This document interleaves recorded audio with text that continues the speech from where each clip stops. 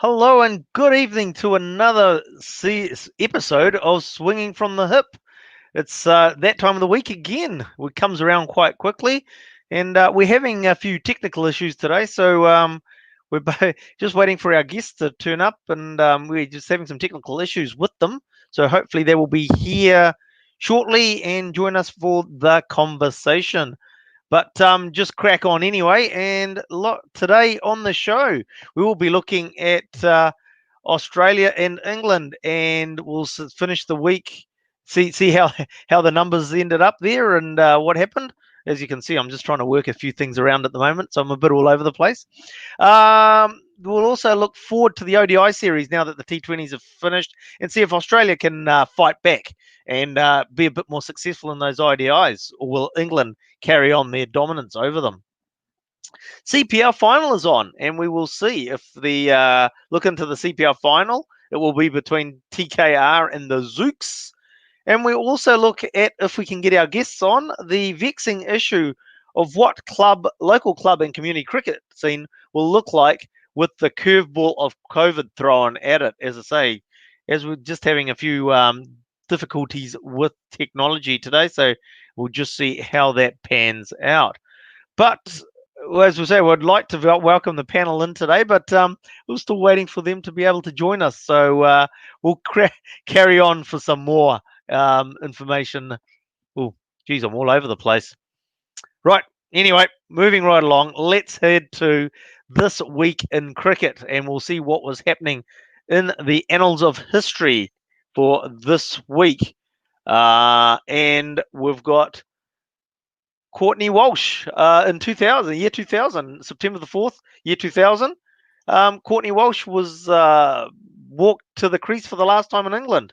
We've got Hussein there at the moment. Hussein, can you hear me? Nah, we're definitely still having technical issues there. Anyway, Courtney Walsh walked to the crease for the last time in England. Walsh last test duck in cricket as well.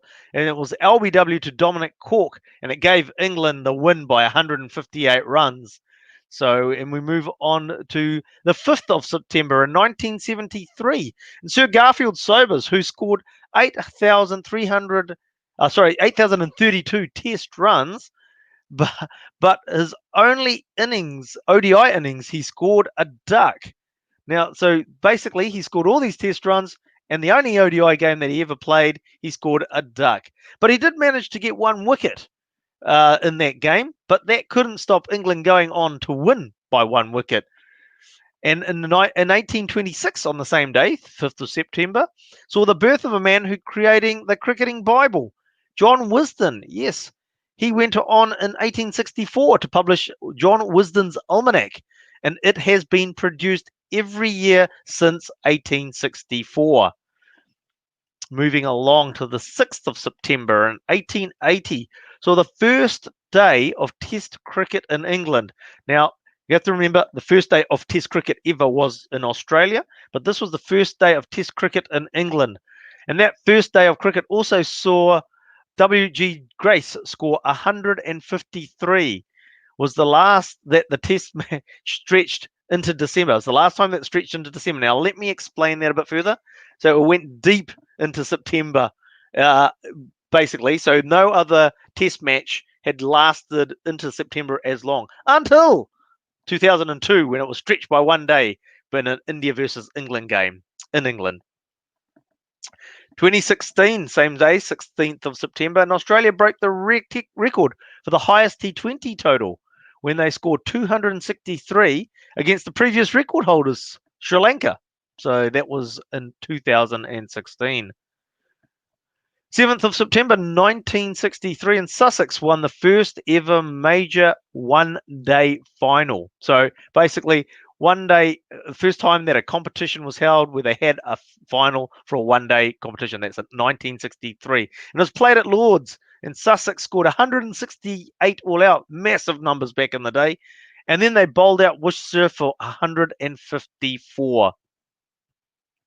On this day, in 2001, not on this day, on 8th of September, Mohammad Ashraful of Bangladesh became the youngest player to score a Test century. Now, it's debatable. There's two records or two versions. He was either not quite 17 or he was just over 17. Either way, he scored 114 runs, and even if it was just over the 17, he was still would have been the youngest player to score a Test century. And finally, on the 9th of September in 1994, he scored a lot of ODI century, but his first one took a long time to achieve. In fact, he had to wait until his 78th ODI match before he achieved the feat. That's Sachin Tendulkar. He scored 110 against Australia in the Singer World Series day-nighter played in Colombo. In 2017, on the 9th of September, the Trinbago Knight Riders went on to win their second Caribbean Premier League in 3 years. And that was against St. Kitts and Nevis Patriots. And they look short odds to do it again in 2020. And we'll talk about that a little bit later in the show. So again, it looks like I might be solo on the show tonight. So make sure you keep me company in that chat room. And we might have to hold off on that topic for the COVID affecting the club, so we can get those technical issues sorted out hopefully for next week. And we'll see what happens anyway. Right, moving on to this week and what's actually happened in the modern day times as opposed to history. England comfortably went on and won their T20 series with Australia 2-1. Josh Buttler and David Milan having productive series. The third saw Australia pick up a consolation win after both sides made some squad rotations. And we'll go into that series a little bit more, a bit further into the show. The Trinbago Knight Riders, as was just mentioned a little bit earlier, easily overcame the Jamaica Taliwas, and the St. Lucia Zooks got over the Guyana Amazon Warriors, and they're both into the CPL final. Now that sets up a final which will be on tomorrow. Well, overnight tomorrow, because will be in the Caribbean. So it's the 11th of September. So it'll be more like Saturday morning New Zealand time anyway. So that'll be between the Knight Riders and the Zooks.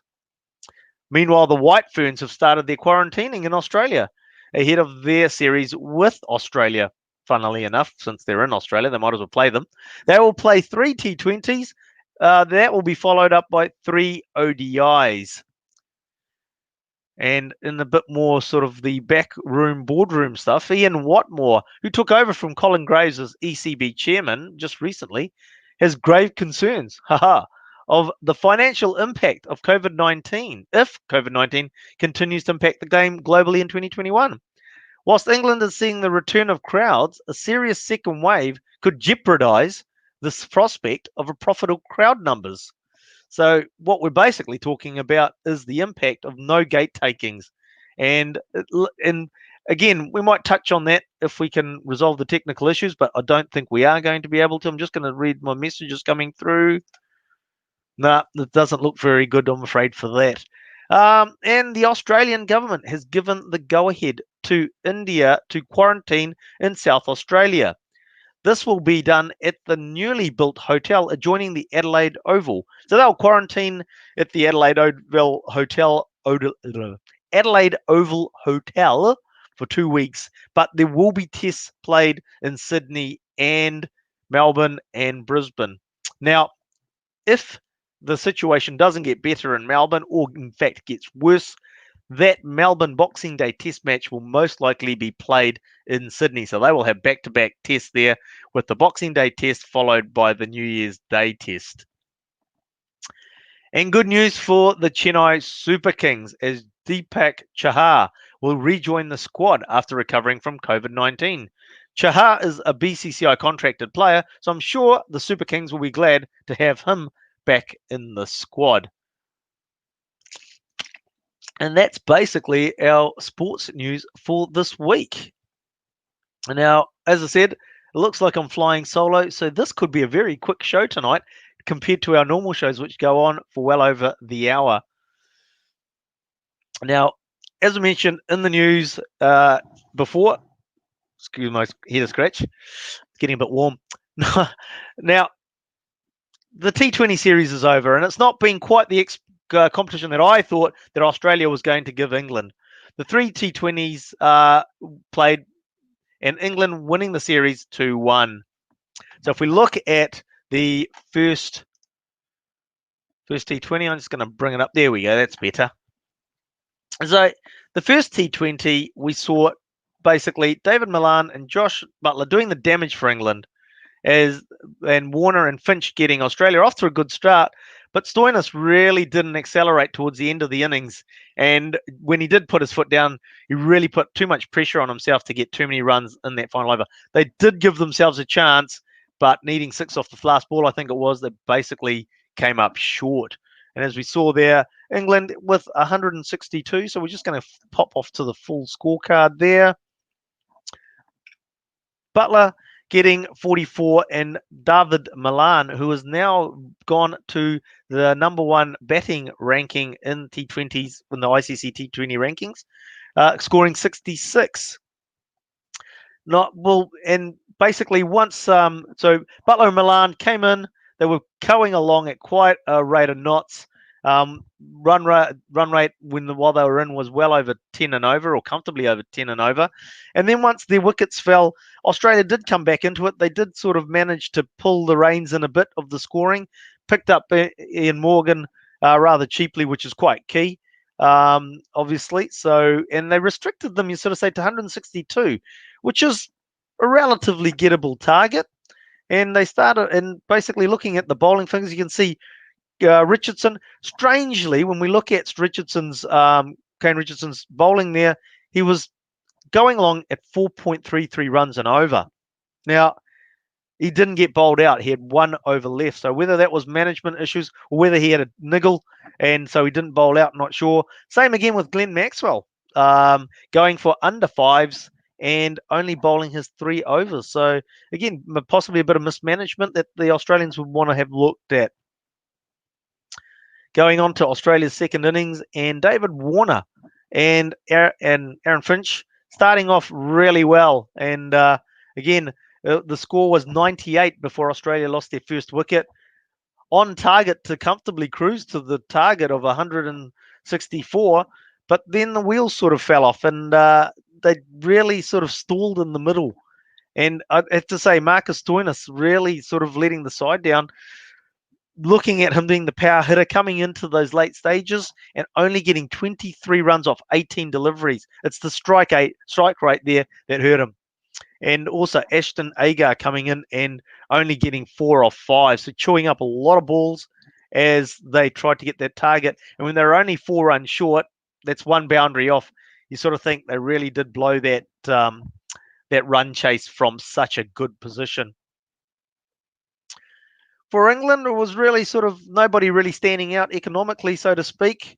They're all sort of there or thereabouts. And so it probably highlights again how Australia really did fumble, for want of a term, their run chase from such a good position. So as mentioned, England winning that first game. Going on to the second T20 game.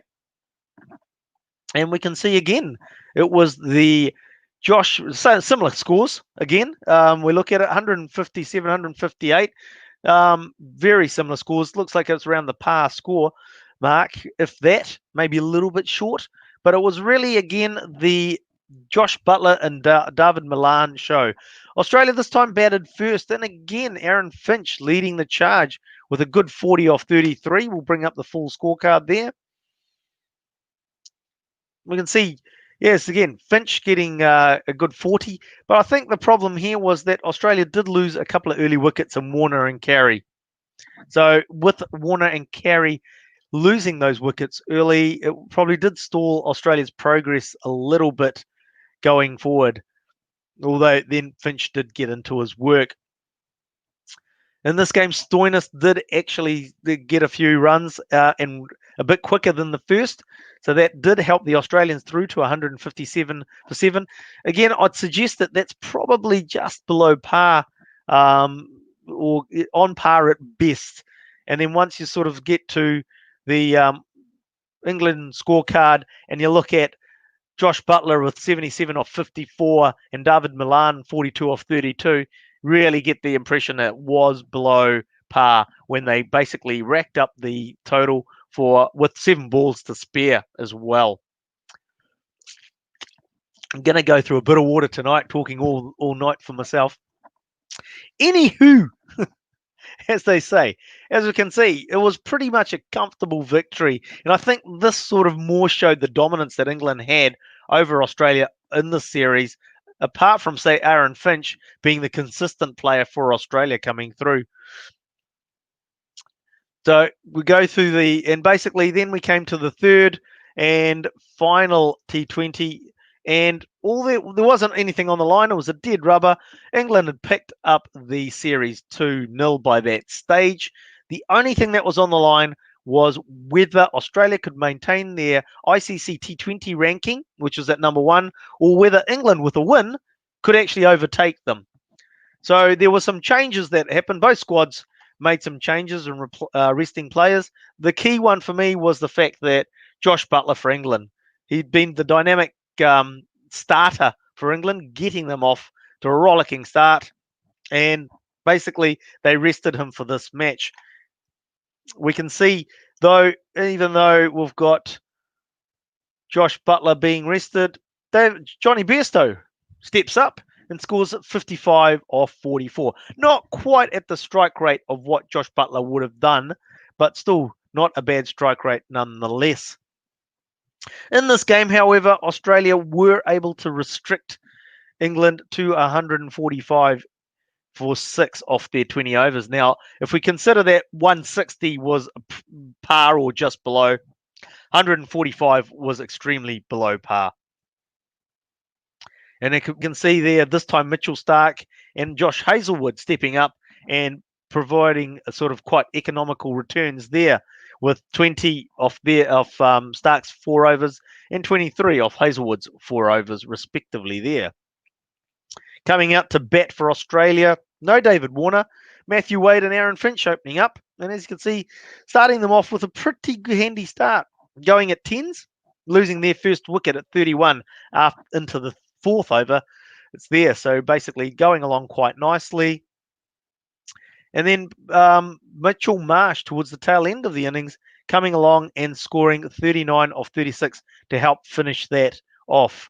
Now, interestingly enough, Mitchell Marsh actually picked up player of the match from the game too. So not sure how he did that with this not exactly great score, and he didn't bowl either. So anyway, he picked up the player of the match, and Australia got home with 3 balls to spare with 146 for 5. Now, the win for Australia in that third T20 also meant that they were able to retain the number 1 T20 ICC ranking. So, for me, it was basically Buttler and Milan that were the mainstays for the England and got them through to the series win. Finch obviously performing very well for the Australians. It's almost like a lone hand with not even cameos, but performances by individuals, not consistently though for Australia and through the series. So there's a bit to work on for Australia. They really do need to look at that middle order when you look at getting good starts from their top, particularly from Aaron Finch, and in that first game, David Warner as well. So they'll be looking at themselves into seeing why their middle order isn't performing how they normally have done, and whether there is something they need to fix there or address. Interesting for me was how Ashton Agar coming up quite high in the order, whether that's really his position or not, and that remains to be seen. So here, from the T20s, they go on to the ODIs. The ODI will be starting this Saturday, England time. So that'll be overnight Sunday, New Zealand time. And what changes do we expect? This would be where I'd throw to the panel and get some feedback from them, but that feedback will have to be from me. So let's go. Here we go. For me, the obvious one that will be coming into the ODIs for Australia will be Nathan Lyon. He'll make a huge difference, I feel, in terms of keeping it tight in the middle overs and trying to restrict England if they've got away to a good start in particular, especially if Josh Buttler carries on the form that he has had. So we'll basically look whether they carry on with Alex Carey at wicketkeeper. That'll be interesting, or whether they give some of the Josh Felipe a shot, the youngster, That will be another key one to see whether they get that. Mitchell Marsh, after his performance in the last T20, will probably be a start there. I know that they have preferred him in the ODIs in the past. So we'll see what happens there. But for me, yep, it's Nathan Lyon. He'll be the one that will come in to start the first ODI with the change in the Australian squad. They'll obviously return back to Aaron Finch and David Warner starting at the top of the innings after having Matthew Wade in there. Will be interesting to see if Matthew Wade comes in at number 3, which they'll have quite a dynamic top 3 there with Finch and Warner starting with Wade coming in straight after. Looking through to England, can't see too many changes happening. I think it's just they've got a squad. They're quite comfortable with their key players within the squad, and they rotate their bowlers around them. I mean, we've got Owen Morgan, who's basically had a pretty good summer so far. Moeen Ali will come in, will be there, I should say. And look, if you don't take your stumpings, as Pakistan found out, he can come and hurt you later on down that innings. Josh Buttler, form player, and David Milan obviously will enter into that. Well, Josh Buttler probably be opening. David Milan coming in at 3 or 4 and providing some pretty good strike power early on rather than later on down the order. Joe Root will probably come back in. Will be interesting to see. He's been rested for the T20s from white ball cricket. Will we see Joe Root enter back into the ODIs? We will find out on Saturday when that first ODI between England and Australia gets underway. So there we go. We'll move on to the CPL, and we've finally come to the end of the CPL tournament. And the finale is going to be between the Trinbago Knight Riders, who have been all dominant throughout the round robin situation, round robin games, and the St. Lucia Zooks. St. Lucia Zooks will be in there as well after beating the Guyana Amazon Warriors in an amazing match where they got the Warriors out for 55 runs. Yes, that was it. The sum total of the Warriors' effort was 55. And then to rub a bit of salt into the wounds, Rakeem Cornwall took a liking to the taste of Imran Tahir's bowling as the Zooks raced to 55 in less than 5 overs. So that was an interesting match to see. The Trinbago Knight Riders equally having a pretty comfortable win in their semi-final as well. So I would love to be able to ask the panel who they're picking for this final. The TAB, New Zealand TAB, has the Knight Riders at $1.48 with the Zooks at $2.50. So if you take that, you sort of say that you guess that the TAB's actually giving the Zooks a chance of winning the game. Although I'd be putting most of the house, if not all of it, on the Knight Riders. When we look at their squad, we've looked at their squad a couple of weeks ago. They got power coming at the top, starting the innings. They got Sunil Narayan, who they can send in at the top. They haven't recently, but they did start at the start of the tournament. But again, just shows that the batting power that the Trinbago Knight Riders have. As I said, you start off at the top, and then you got Kyron Pollard coming down the order, and even Tim Seifert as well. The Zooks, well, they're the surprise package for me, and I've mentioned this before. You got to remember, so the St. Lucia Zooks were another franchise before the CPL 2020 started. They basically folded the previous St. Lucia franchise and have rebuilt the franchise under the franchise name of the Zooks. So to get into the final, basically in their first year, is a fantastic effort. Will it be in vain? I'm picking so.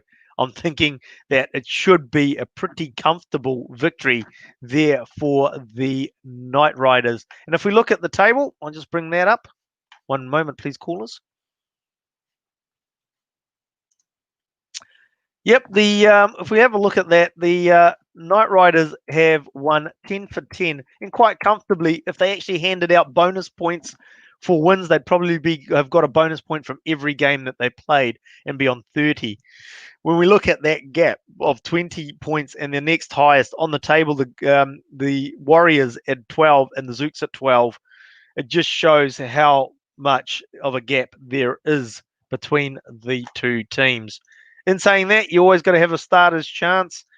And as Darren Sammy was saying in an interview, it's like, you know, the Trinbago Knight Riders are the Goliaths of the 2020 CPL, and they plan to be the David. And everybody's heard the tale of David slaying Goliath.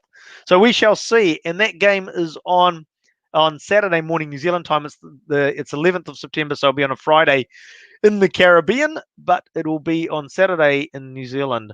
So, and as Simon Hughes has said in the chat rooms, they've basically rebranded, although there were financial issues at the Zooks, so they were also wound up, but then restarted. So we'll look at that. And this is at the point of the show, so we've sort of raced through and we're already halfway through, but this is at the point of the show where we're going to talk about the impacts of club cricket and community cricket with COVID. But unfortunately, our guests have had technical difficulties and we haven't been able to get them on the show. So apologies for that. So what I'm going to do is I'm going to leave that until next week because I think it is an important. And we've got two club chairmen that we were hoping to have on the show tonight, which would be able to give us a really good indication on what's actually happening out there in no, unfortunately, Hussein's not. He's been in the lobby a few times, Darren. He's there was some technical issues. We couldn't get his sound working, and it was freezing up a bit as well. So yes, but as I was saying, would love to get the club managers on there because things aren't quite the same as a normal season. Registrations we're hearing are down as well. So it'll be interesting to hear what is actually happening down on at the ground, at grassroots level in club cricket and community cricket as well, and what changes could be made for this season or going forward even as we look at to see the impacts that COVID have on the cricketing landscape. Anyway, bit of a right. So yeah, if there's anything else that anybody wants to talk to, I'll keep trying to wrap it on for another 5 minutes or not so. But if not, we'll wrap it up early today. It'll make up for all the overruns that we've had in the past. But yeah, that's about it, I suppose. We're looking at just on the White Ferns. Look forward to the White Ferns playing in Australia. They will be, as I mentioned in the news this week, against Australia.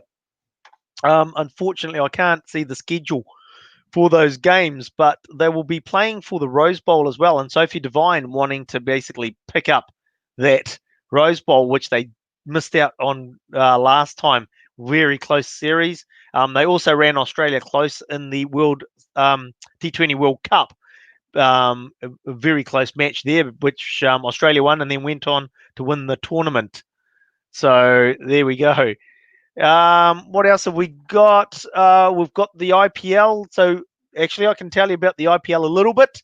We are hoping to find a IPL fan. We've got a couple. We just got to tee it up with them so that we can get them on to discuss the IPL that's starting very shortly in about a fortnight's time. So we'll try and get someone in there as well. We've got, as we mentioned, the Chennai Super Kings seem to be getting their players. They had a couple of players out with because of COVID. They've got one back, and they've got one more player who's still recovering from COVID-19. He's still in quarantine, and we'll be looking to get him back into the squad as well. Yes, look, the international summer. Waiting for it to happen. It really is a bumper season that New Zealand cricket has actually put together. It's just a matter of hopefully we don't have a situation where we can't play the games or for whatever reasons we have to postpone. They call it postpone. We know they get cancelled. You can't really postpone them. So looking forward to it. When we look at it, I'd have to go back again through my notes, but we've got Australia coming, which is going to be great. Obviously, we always got to have Bangladesh coming because it seems like we've got to have Bangladesh finishing off the series. We've got, I know, going back to the White Ferns, New Zealand cricket is trying to get a series with Australia and England scheduled to replace the World Cup, which has also been postponed. But there is the opportunity there to play some games with basically a hole in the calendar. So it'd be good to see if Australia could come over here after the T20 and ODI series in Australia, and England to come over as well. It's I'm just sort of getting a message coming through, and it's like the West Indies have agreed to come. So hopefully our Mount Roskill cluster doesn't explode. I'm in Mount Roskill, by the way. So the Mount Roskill cluster doesn't explode, and we can carry on having the West Indies turn up. Now, one of the conversations has been had recently with rugby being possibly losing hosting in New Zealand and going to Australia, and it's the difference being is that the rugby squads have far bigger squads. So the fact that cricket generally travel with smaller squads is greatly in its favour. It means that they should be able to meet New Zealand's quarantine standards and also be able to get out and have a practice as well. So it's be good if we can get those things in place. As I said, just so basically, just reiterating, Terrence is like, what chances cricket have? Yeah, as has sort of been discussed in the over the radio in the last few days in public. One of the issues with rugby is just the squads, the size of the squads that they travel with. You're generally looking at 35 players coming in a players only, that is, in a squad, and then you've basically got about 10 hangers on in terms of coaching staff, management, masseurs, physios, etc., takes the squad numbers up into the 40s. And then if you've got 40 times another 3 teams, you're basically looking at somewhere over 120 or at least 100 players, teams being isolated, quarantined, and the management of that as well as giving them facilities to practice and quarantine from. So it's that's why it's seen as that cricket, especially with the schedule like NZC has it, is the fact is that you can have teams coming in and going out as well, and you haven't got them all here at the same time. With the quadrangular tournament that the Rugby Championship is, you have all the teams all here at the same time. So hopefully, because of those differences, means that cricket can actually have those internationals, but we keep our fingers crossed because at the end of the day, we know we live in unprecedented times. We're unprecedented times, and we don't want to jeopardize any gains that we've made in the battle against COVID-19. I was like, absolutely. I was sort of thinking cricket and baseball, the only live sport in New Zealand. That could be interesting. Yes, we've got the Australian Baseball League, and New Zealand cricket could be the only live sport that we see this summer in New Zealand. And it's just like, it would be good to see. It'll be interesting to see what happens with the Super Smash. Maybe we can get some of those with so many internationals being cancelled. It'd be great if we could get some of those international players coming in to New Zealand and filling in some of those Super Smash teams as well. Money could be an issue there, but it'd be great to see, international stars coming along, and I'm sure it will add to the atmosphere at the grounds or the game qualities as well. Not saying that the Super Smash, I feel, has been getting better year on year, and starts to look better and better all the time. So, let's see what else we got. I'll just go into. Give me a few seconds here. What do we got? Now, actually, look, here we go. There's an article just coming out of in ESPN Sport, and just like what I mentioned, Australia really do need to figure out what their middle order is going forward for the T20s. I sort of think, do they have an issue? If they have a problem in T20s, will they have those same problems in the ODIs as well? It'll be interesting to see how those ODIs fan out, or play out, I should say, for Australia against England. I'm sure they will be bitterly disappointed in the way that they performed against England. As I said, like you'll have Mitchell Marsh possibly popping in to the middle order there. Marcus Labuschagne, will he come into the sort of that top order? Yeah, does he see Matthew Wade out of position there? hard to see Matthew Wade. He seems to be performing pretty well in that position. Would you sort of bring in a Labuschagne for him and swap them around?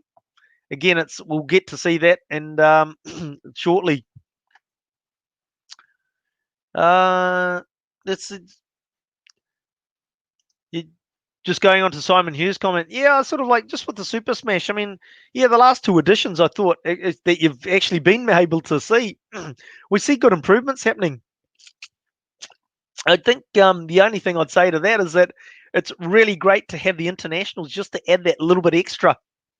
Having one or two internationals per side is really good to see. I suppose, yeah, you could say the Northern Districts team is an international team. So that's so it'll be quite interesting there. But to actually make it give a bit of competitiveness to it to the Northern District Knights. It'd be good to bring in a few internationals, wouldn't it? It's interesting if the Knights do actually become as dominant. Does it mean that you want to go around naming your T20 side the Knights because they seem to be able to be totally dominant? Yeah, Taryn saying that the Super Smash product is poorly delivered. I can't disagree with that. I think that actually the games are not too bad, but the delivery of it is poor. It's not consistent in the times that the game is showing. It's like rugby. My wife goes to me tonight. We'll do a barbecue, and then we'll sit down and we'll watch the game. And what game? And she goes, "There'll be a game on." Oh yeah, there will be a game because every Saturday at 7 o'clock in rugby season there's a game on. That's what Super Smash needs as well. You need to know this time, this day, there's a game on. So a Friday night, the game starts on a Saturday, it starts at this time. And then people just need to know they don't have to think about what time's the game today. They just turn up and it's on the TV. Now, obviously, some of that's because of lights at stadiums. At the end of the day, they have to realize that if you want to have consistent audiences and crowds at the game, if you're allowed crowds this year, we don't want to jeopardize any COVID situations. But if we're allowed to have crowds, we need and viewership, consistent viewership, you need to have consistency in the delivery of the product. I think the marketing could do it. Yeah, could do better. In Auckland, it wasn't too bad because I think with Burger King on board, Burger King actually used the Super Smash as part of their marketing as well. So there was a bit of awareness. I think the key thing is the fact is the marketing around the start times of the games would be key. Now, great one, Simon. Great one, Simon. I think I'm going to just sort of twist that comment from Simon a little bit. And the fact is, I think we can already see the detrimental effect that Sky Sport owning cricket is having on cricket in New Zealand. Okay. Now, the example is if you're on late night radio, the games have started in the UK. And if it was on Spark Sport, they used to have a monitor in their studios, and the talkback host would basically say, "Oh, yep, and the cricket in England against England versus Australia, and the score is X." The news hasn't even covered.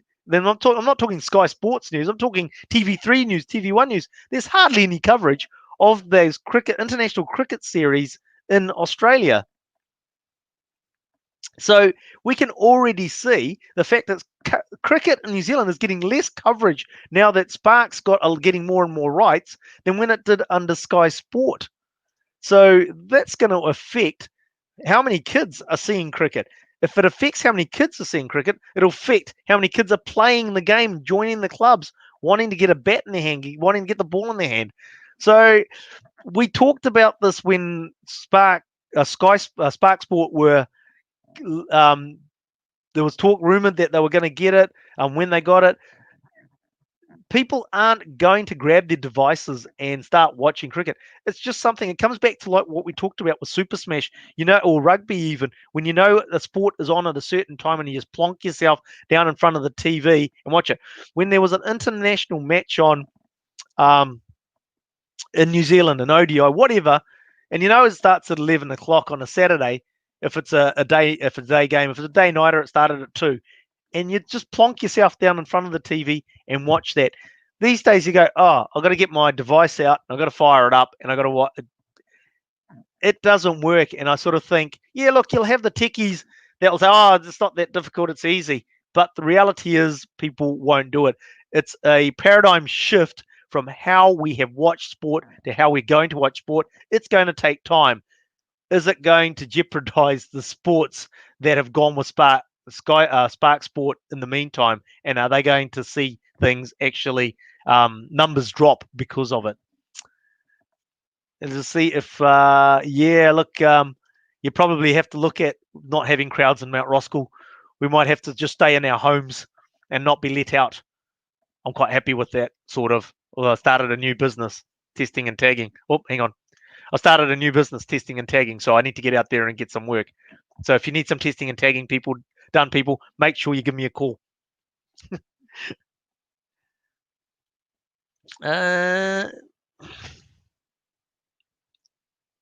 yep, basically, yeah. Look, I think that's another issue, isn't it? If you've got Sky and you're watching other sport on it, and now you're going to have to, if you want to watch cricket, you're going to have to buy a Spark, and basically you're going to be buying for multiple platforms. You're not going to do that unless you got money falling out of your pockets. Most people, especially in these times of COVID, people are watching how they spend their money with certain things. So you never know. It's a difficult one to say. Some people are struggling. Other people, because their holidays are cancelled, are flush, so they might go and sign up to all these platforms. But in the main, I don't think people are going to just sign up to platforms ad nauseum and have multiple platforms that they're paying for. Yeah, what Taryn's saying. Look, the transition from TV to apps, it's just it's a switch, it's an on-off switch, and it doesn't work. It's going to be phased. As I said, it's a massive paradigm shift to change from plonking yourself down in front of the tube, the big square box in the corner, to then getting your device out to watch something. Look, it can have its benefits. You know, if a game's starting at 9, 10 o'clock at night, you're in bed, you can watch it on the TV before you watch a couple of overs, half an hour before you go to sleep, as opposed to being in front of the TV. So there is those sort of benefits, but I think the big thing is that trying to reprogram a lot of sports viewers to change their viewing habits. Time for another drink.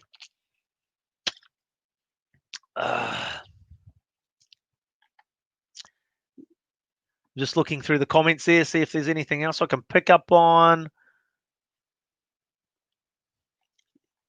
That's right. Actually, it'd be interesting. Anybody know out there if Sky has won cricket rights to anything around the world? Oh, yep.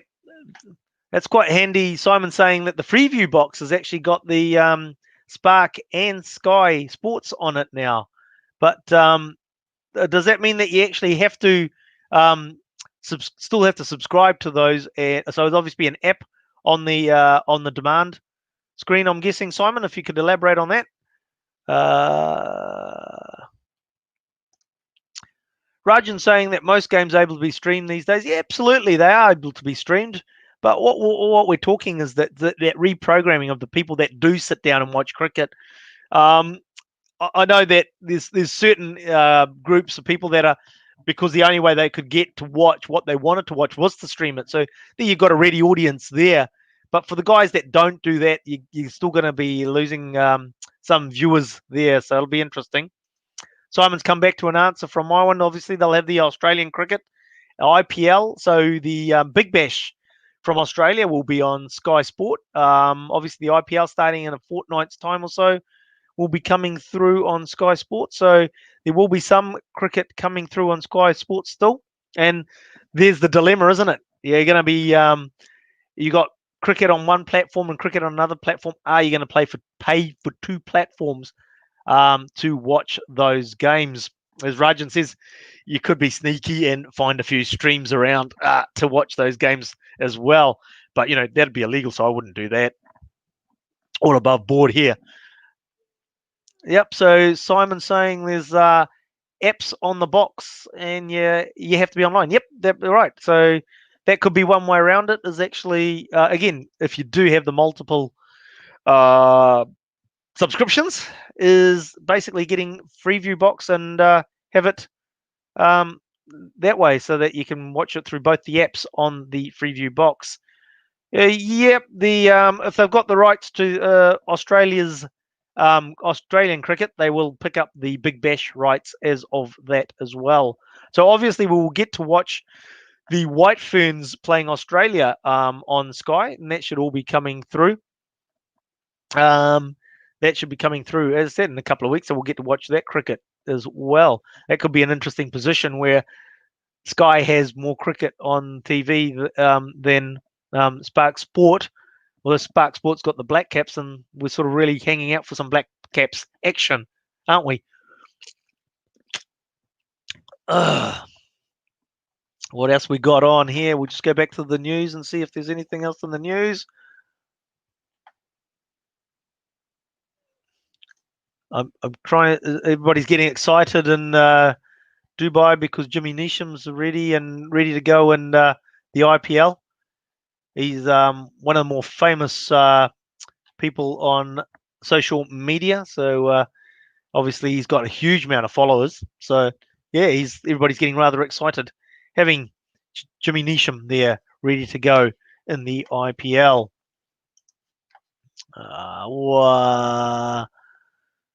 Yep, that's it.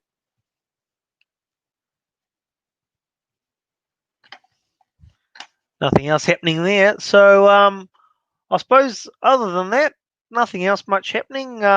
Managed to stretch it out for 15 short. Oh yeah, good point. I'll just say, Jimmy, a good Westie. Um, funny story. Funny story. So my son's been playing at Eden Roskill Cricket Club, and we had last season off due to a shoulder injury. He filled in for a team, one of his rugby mates at Suburbs. So they've been practicing. So he went and joined them for a practice. So we had that dilemma. Do we go back to Eden Roskill? Do we carry on with Suburbs? He was tending towards Suburbs anyway because he's rugby mates in a team as opposed to making new friends. But the deal was swung quite easily when the second week we turned up for practice in the nets out at Ken Maunda Park. And who's in the nets next to us is Ajaz Patel and Jimmy Neesham. And the boys are like, so that was, sort of quite an easy decision to make after that. And looks like we'll be jumping clubs over to Suburbs. So bit of a bummer for me because it's a bit further for me to go. Yeah, good point. We got to be careful going to Eden Roskill because we want to keep Mount Roskill isolated. So better start that isolation in Mount Roskill. I'll just go and see. Actually, I've got an idea. One moment, please, callers. Stay on the line there. Hang in there with me. Hang in there with me, people. Hang in there with me. Oh, come on. This is the bad things. They always put the sports always down at the bottom of websites because they know that's what everybody really wants to go see is sports news. Everybody's sick of everything else happening in the world now. Here we go. Look, let's see if this article might actually tell us when the Black Ferns tour starts. Okay, so it tells me that the ODIs start on the 26th of September, but it's not telling me when the T20 is. That's convenient. Let's see if there's something at the bottom. Oh, here we go. Here we go for you. Today I don't come through for you. Oh, hang on. Now I just have to go and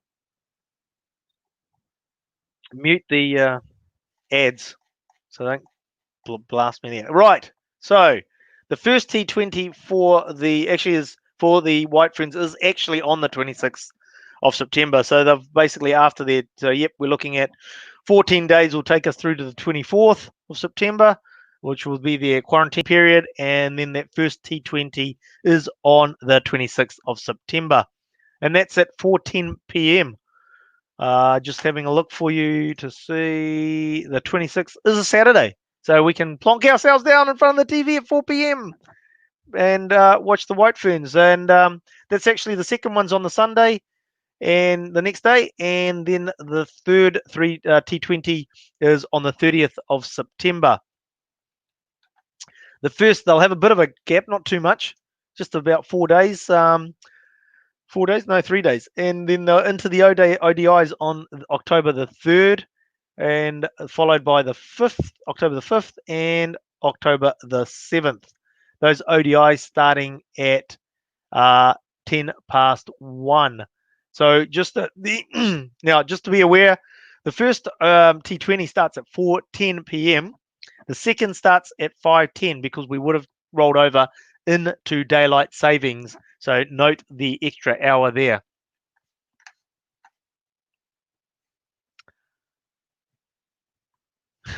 Yeah, that could be an interesting one, isn't it? Because it's like other clubs demanding that Roskilde players go get COVID tests before they're willing to go out there and play against them, make sure that they're COVID free. Yeah. This is like I think it could be a bit of a dilemma watching. We'll be able to channel surf between the White Ferns and a bit of Mater Turn Cup. So I think Mater comes from the same dictionary as jeopardize there. So that's what that must be. Just it'll be going on. What else have we got? That's about it. We'll just go back to the. Well, oh, yep. We'll basically just give you a heads up. Something I should have mentioned before anyway. In that final between the Trinbago Knight Riders and the St. Lucia Zooks, we'll get to see basically 3 New Zealanders in action. Scotty Kugelheim for the Zooks and Tim Seifert and oh geez, who else was it? There was another one there too. I've lost it. Tim Seifert. I'll go back to the other page. Oh no, sorry, just Kugelheim and Tim Seifert will be basically facing off each other. Kugelheim for the Zooks and Tim Seifert will be, as I mentioned, actually, he'll be for the Knight Riders.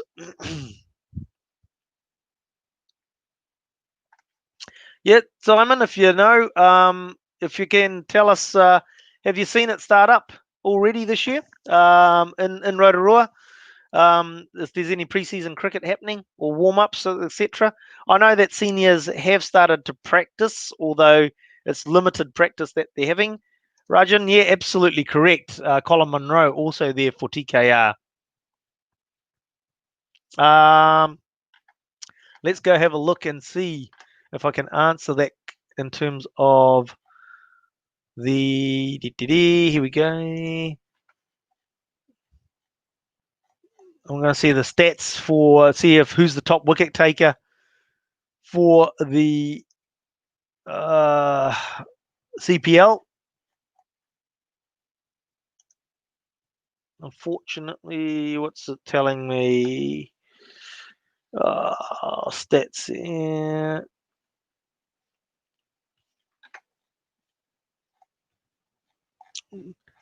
Unfortunately, the Cricinfo website isn't playing ball with me at the moment.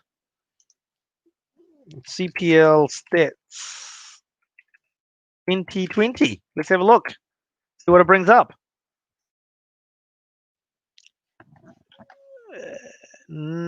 Great. Nothing. Woohoo! So I can't tell you at the moment. Let's see if I'll Google it. 2020 CPL stats. Let's see.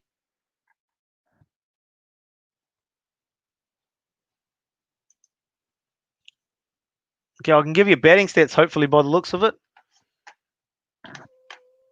Glenn Phillips is still the top of the rankings for the batting. He's scored 316 runs at 35.11. So he's playing for the Taliwas. So he's out, so he won't be adding to that.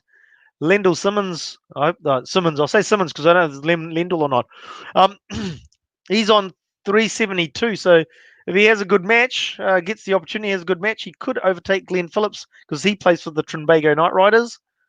That's the batting stats. Come on, where's the bowling stats? There's some bowling stats. Here we go. Most wickets. looks like DJ Bravo is 97 wickets, is the highest bowler and got the most wickets in the CPL. Looks like he's taken the 97 at an average of 21.52 with economy rate of 8.72. So there we go. But the best economy rate is 5.52, and again another TKR player. So Bravo, TKR. So now Narayan, the most economical bowler, is also TKR at 5.52. He's taken 72 wickets. Is he? Is he taken? He's done total. Hang on.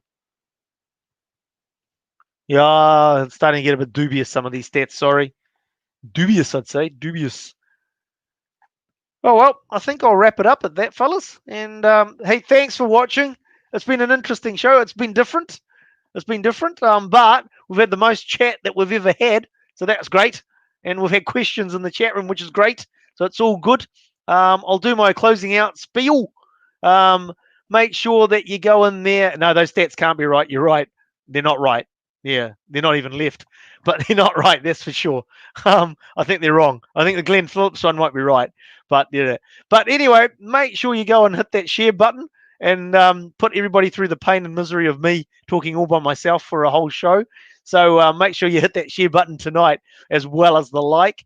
Now, make sure you tune in every morning at 7 p.m. for the morning sports briefing right here on the New Zealand Sports Radio.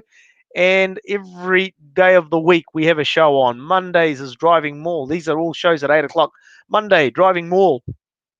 Tuesday, our basketball show that's been going for a couple of weeks now. The Standoff comes along on Wednesday night. The best show of the week on Thursdays with Swinging from the Hip. Friday nights, we'll have a preview of whatever rugby's coming on over the weekend. And Sunday night, there's a review of whatever happened over the weekend. And that'll be Mitre 10 Cup coming up shortly, starting this weekend. So make sure you keep that the dial on that number to New Zealand Sport Radio. And we'll see you back here swinging from the hip, hopefully with less technical issues, right back here, 8 p.m. again next Thursday. Thank you very much.